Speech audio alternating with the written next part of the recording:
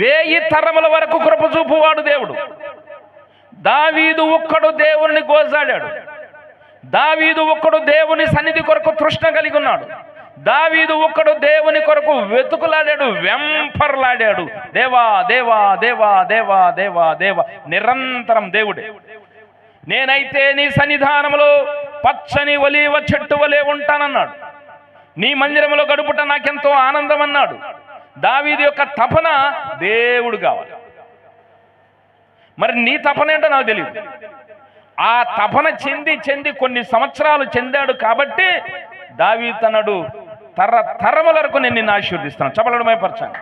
నీ వంశములో నుండే వస్తాడు యేసుక్రీస్తు ప్రభువు. ఆమేన్. దావీదు వేరు నుండి నీతి చిగురు పుట్టును. యెషయా మొద్దు నుండి చిగురు పుట్టును. దావీదు వంశంలో నుంచి వచ్చాడు. దావీదు ఏమన్నా పుట్టాడా? దావీదు ఏమన్నా కారణజన్ముడా? ఏదో ఒక పని చేసి కారణజన్ముడు అని చెప్పుకున్నారు అందరూ. ఈ మానవులకు అర్థమై అట్లా అలవాటు అయిపోయింది. మేము కారణజన్ములము. కారణజన్ములు ఎవరు ఉండరండి.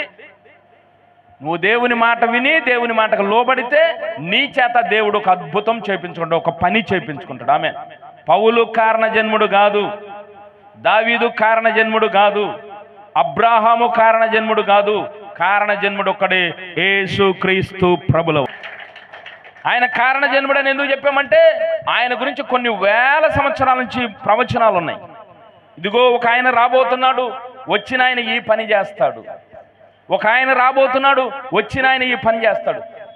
ఎప్పటి నుండో చెప్పిస్తున్నాడు. కాబట్టి ఆయన కారణజన్ముడు. ఇంకా ఎవరు కారణజన్ములు కానే.